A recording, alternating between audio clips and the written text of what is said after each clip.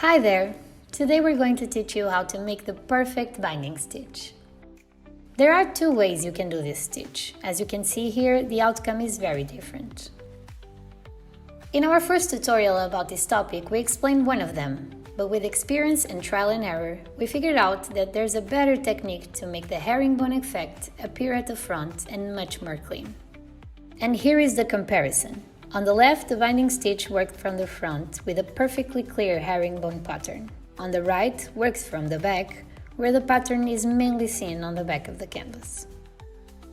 The main trick here is to have the stitching facing you while you do the binding stitch, instead of the back of the canvas, like this. Now let's dive into the step-by-step. Start by cutting your thread and anchor it underneath the back stitches.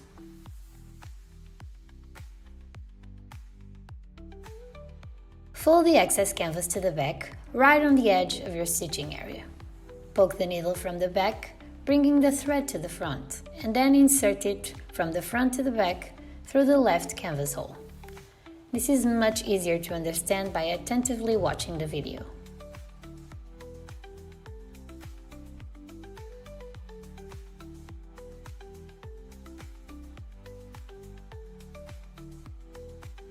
Do the same movement again, and after you completed the first two parallel stitches, go back 2 holes and do a stitch in the opposite direction.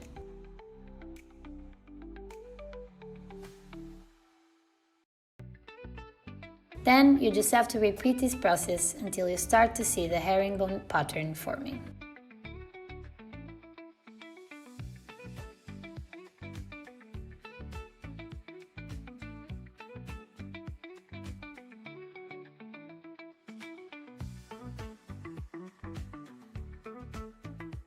Doing the binding stitch this way can be a little trickier, since it can be hard to understand from the front where is the right place to poke the needle when you go back the 2 canvas holes.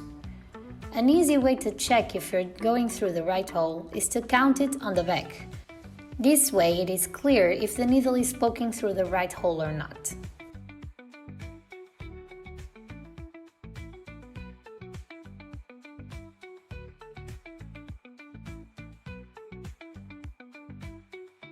The other tip we can give you is that instead of counting the holes, which is difficult when there are already stitches in the area, you can count the wave effect that the stitches make, poking it on the second wave back, as you can see on the video.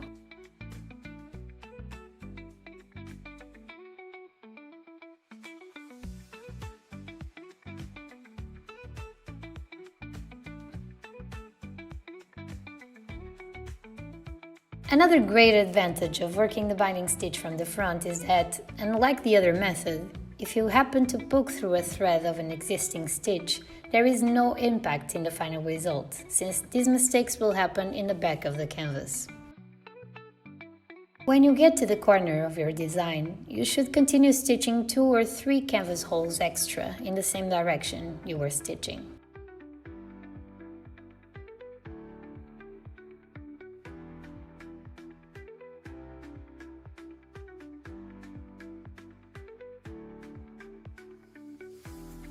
Then, fold the canvas on the side you're going to work next, and continue with the same technique of 1 stitch on the next canvas hole on the left, then going back 2 canvas holes.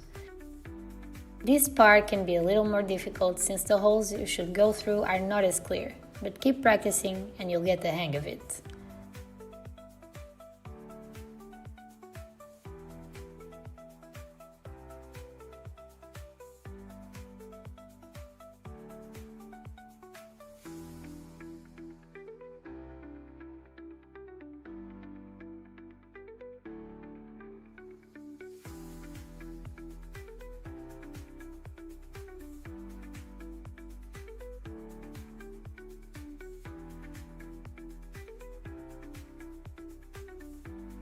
Another great tip that you should keep in mind is to always maintain a good pressure while doing the binding stitch.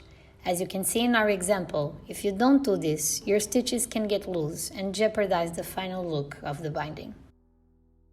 We hope you liked this tutorial and check out our other videos to learn more about needlepoint. Happy stitching!